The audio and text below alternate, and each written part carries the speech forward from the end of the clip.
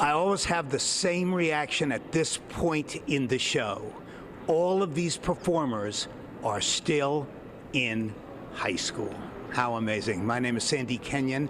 I'm entertainment reporter for WABC-TV here in New York. It's my pleasure to be hosting for the second year the intermission show of the 14th annual Jimmy Awards. 14th annual, 14 years of discovering stars. And speaking of stars, we have two right with us now. We have Kendall Becerra and Nicholas Barone.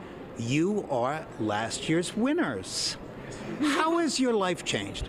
Oh my goodness, in every way possible. The Jimmy Awards has gotten me into rooms that I did not expect to ever be in, and I'm so grateful just to have the opportunity. How about you, Nick? Yeah, I mean, the privilege of being able to be a winner and get into these amazing rooms, like you said, and just come back to the city and meet people, and it's been amazing. It's been incredible.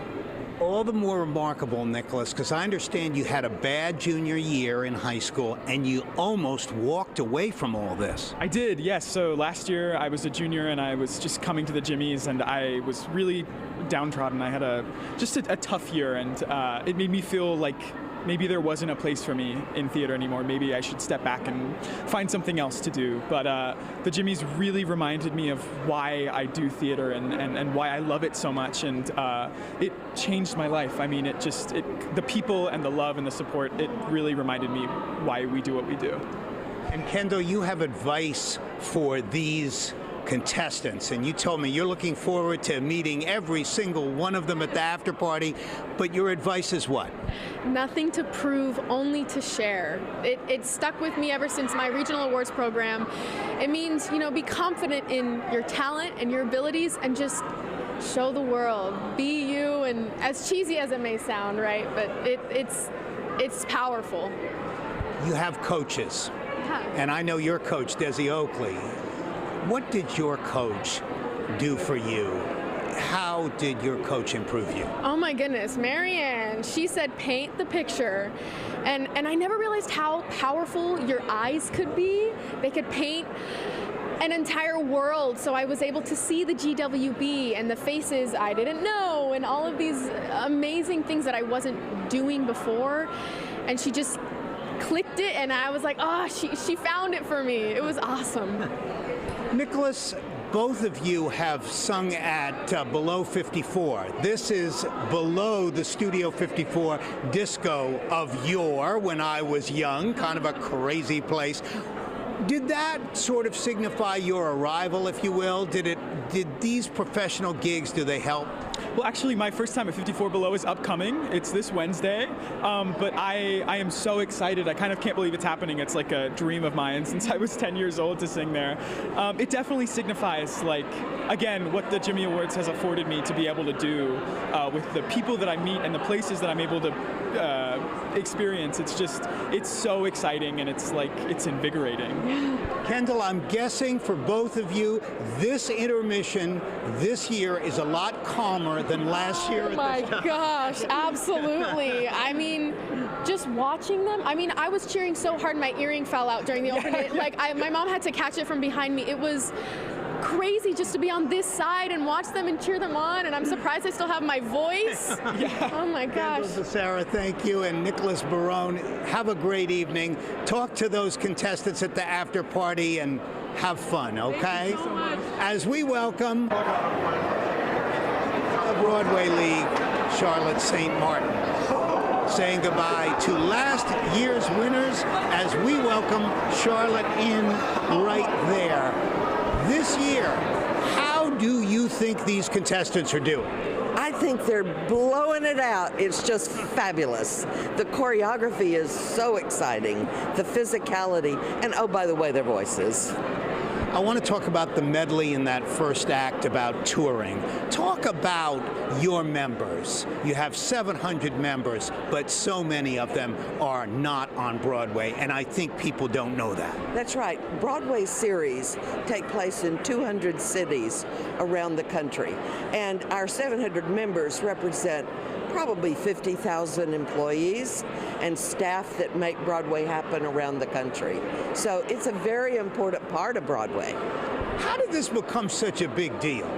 You know, it started a little smaller than that sound in that theater tonight. Well, I think there's nothing like musical theater. The minute that Jimmy Niederlander said, I want to honor the youth of this country, we just put it all together and made it work, and that's what we're seeing today. I mean, what we're seeing on stage tonight represents the work of over 1,500 schools that have sent over 140,000 kids to compete for these 96 positions we have on stage. Well, you know, we're practical people. There are also a lot of industry heavyweights in this crowd. Folks, those would be the people cheering a little less loudly and thinking a little more thoughtfully. Have the amount of people coming here who are heavy power players increased in the years that you've been doing it? Well, these are the future stars of our industry, and they have recognized that this is the beginning, and they take this talent and, I mean, just like the week, if you could see these nominees when they got here to tonight, they have increased their talent just by some training. So all those heavyweights are going, oh, we can do something with this.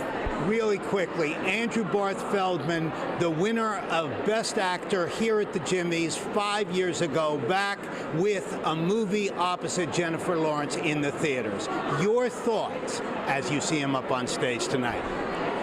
We knew that would happen. Andrew had something magical, as so many of our winners do, and it's just great to see him. As we talk about, the theater people are the best people. They are understanding and passionate about their craft, and Andrew is a perfect example of that. Thank you so much, Charlotte St. Martin from the Broadway League. Thank you for this. As we welcome our next guest, Marianne Hu. Hi. And you are one of the coaches. Tell us a little bit about what Charlotte was just saying, how these folks improve from the time they get here to now. That's really a tribute to you and to them, isn't it? Well, getting to work here on the biggest stage is, I think, like an experience of a lifetime. And getting a chance to work with Broadway professionals who are actually doing it is an amazing opportunity for them. I try and tell people that I mentor stuff that I wish I'd known when I was in school, college, starting out. Do you take that approach? Yes. I try to tell them I try to tell them to just be themselves and breathe and just be present in the moment. That's all you can do. How exciting is it when you see a talent that you know is going to go the distance or that you suspect is going to go the distance? I'm sorry, can you? How thrilling is it when you see a talent in these rooms that you suspect is going further? It's so thrilling. To bear witness to this celebration of young emerging talent is one of the reasons why I come back every year. It's one of my most favorite things to do. There are 96 people here, 96. Many of them will have careers on Broadway. There are only one or two that go into starring roles. What's the difference there between someone who could even participate, be a finalist here, and somebody who can have a career? Oh my gosh, that's such a hard question because I just look at them as like this collective. But I think what you're asking is maybe the difference is that ability to manage being just present in the moment and being who they are and true to who they are. What role does charisma play in this? What was sometimes called pop. You know, the best description I ever heard of a star is if I am looking this way and a star walks behind me, I'm going to turn around. A tribute to their force field. Charisma, what role does it play? I do think charisma contributes a lot to it. Charisma isn't something that you can teach, though. I think it's something that you either have or you don't, but I think it is something that occurs naturally. And how do you develop that charisma? how do you do it? Like I said, I don't think it can be taught. I think it's just something that I think that you're born with. If you see it in a talent and you suspect somebody's maybe a little shy and retiring, how can you bring that out as a coach? Reminding them to breathe and be in the moment, be present, and take in all of what's around them and their connection to each other. What a wonderful way to win and end. Thanks a lot, Marianne. I appreciate it. Thank you. And we welcome our final, last and certainly not least, Mackenzie Kurtz. Hi, how are you? I'm so good. How are you doing? Great. I want to begin with a little part of your history. Okay. Nominee in 2013. Do I have that right? Correct. Nominee in 2015. Did you hear me say winner? Nope. Biggest star going right here, playing Clinton Wicked. What's the lesson in that, do you think?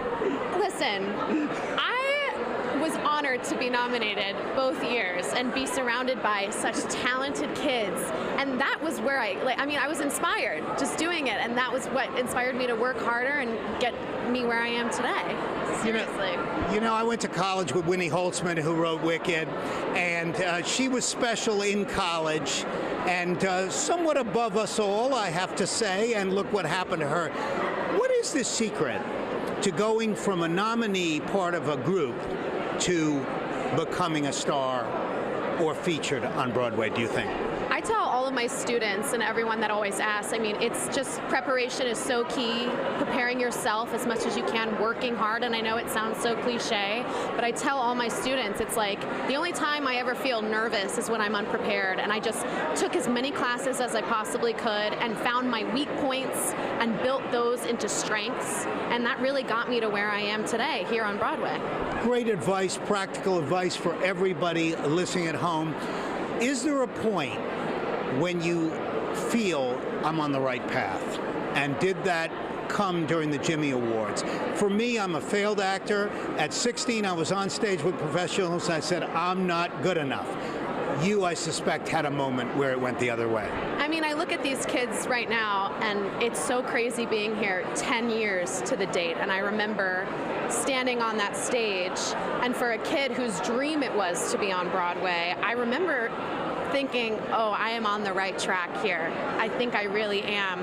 And I'm assuming they're all thinking the same thing, and I hope they are, because they've worked so hard to get here, and it's amazing. I mean, I'm just freaking out, like just watching this first act. It's insane to me. Yeah, definitely coming to the Jimmys, I felt like I was on the right road.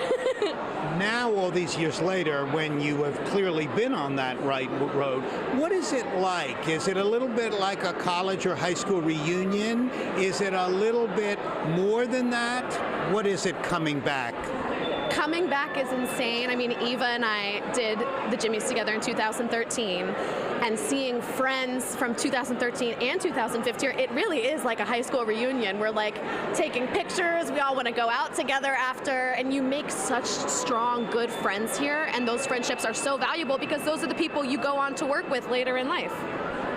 Is there a Jimmy community of people who have been nominees, who have gone on and maybe excelled as you have? Absolutely. I came here with a group of friends today that are all Jimmy nominees. We're all sitting together right now in the audience, like living our best lives, cheering these kids on. It's amazing. Mackenzie Kurtz, you are Exhibit A for how powerful this ceremony can be and to what ends, wonderful ends, it can lead. So thank you so much. We're going back to the show. Mackenzie Kurtz, proof that if you don't win tonight, there's still a lot of hope that you'll have your big chance. Thanks so much. Thank you so much. For now, this is Sandy Kenyon, entertainment reporter for WABC-TV's, sending it back to the 14th annual Jimmy Show.